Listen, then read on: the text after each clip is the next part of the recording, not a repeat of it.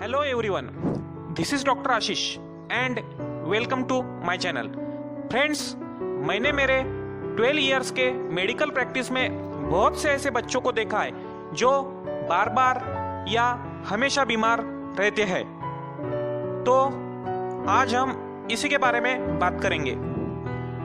कुछ ऐसे बच्चे होते हैं जिन्हें लगातार 7 दिन से ज़्यादा या 1 महीने में 3 से ज़्यादा बार कंटिन्यूअस या इंटरमिटेंट मतलब बीच बीच में सर्दी, खांसी, उल्टी, दस्त, बुखार यह लक्षण रहते हैं। दवा देने पर दवा का असर है तब तक यह लक्षण कम हो जाते हैं, पर पूरी तरह मतलब जड़ से ठीक नहीं होते और दवा का असर कम होते ही यह फिर से आ जाते हैं। या ऐसा भी होता है कि एक लक्षण की दवा दी तो वह लक्षण कम हो जाता है पर दूसरा लक्षण दिखने लगता है।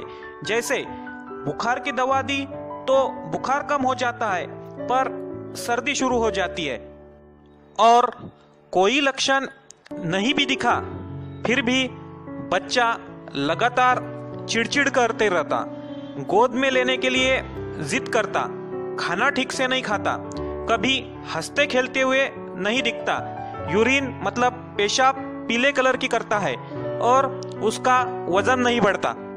तो ऐसे बच्चों के पेरेंट्स उस बच्चे को डॉक्टर के पास ले जाते रहते और डॉक्टर उसे सिम्टोमेटिक ट्रीटमेंट देते रहते।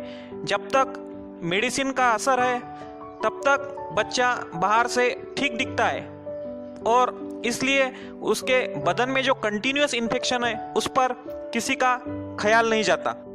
फिर 2-4 माह में एक आध बार जब ओरल एंटीबायोटिक से सिम्टोमेटिक रिलीफ नहीं दिखता तो डॉक्टर उसे हॉस्पिटलाइज कर 3-4 दिनों के लिए इंजेक्टेबल एंटीबायोटिक देते हैं। फिर उसके बाद बच्चा थोड़े ज़्यादा दिनों के लिए और थोड़ा ज़्यादा ठीक दिखने लगता है, तो ऐसा लगता है कि अब वह पूरी तरह से ठीक हो गया है, पर अभी भी बदन में इन्फेक्शन रहता है। सिर्फ वह इन एंटीबायोटिक के कारण कुछ दिनों के लिए कम हो जाता है और कुछ दिनों बाद इन एंटीबायोटिक का इफेक्ट खत्म होने के बाद इन्फेक्शन फिर से बढ़ जाता है और फिर से वही सिलसिला शुरू हो जाता है।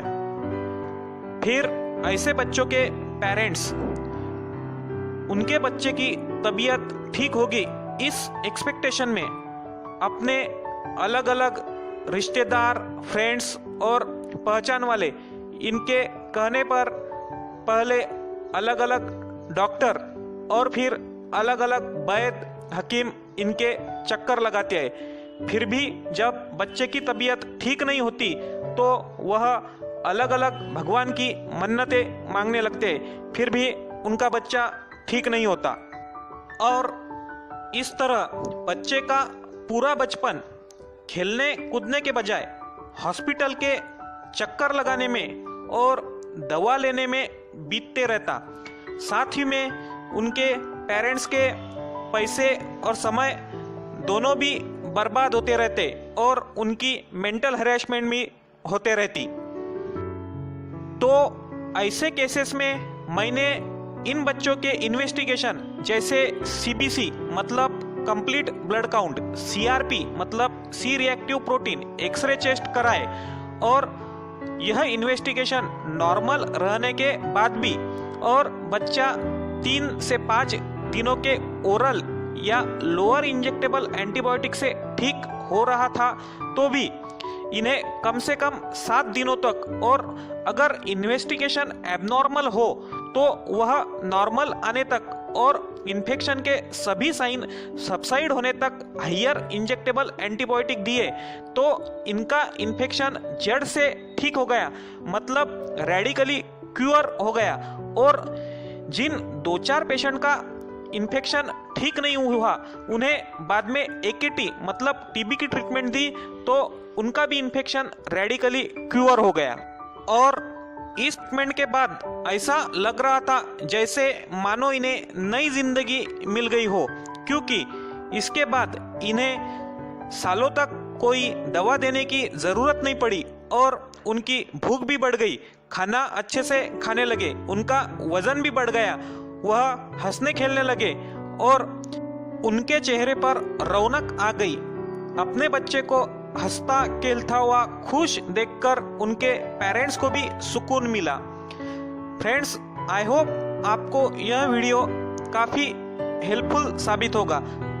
अगर वीडियो अच्छा लगे तो वीडियो को लाइक करें और अगर आप इस चैनल पर नए हैं तो चैनल को सब्सक्राइब कर नोटिफिकेशन बेल को ऑन करें ताकि आने वाली वीडियोस की नोटिफिकेशन आपको मिल सके। वीडियो एंड तक देखने के लिए आप सभी का शुक्रिया।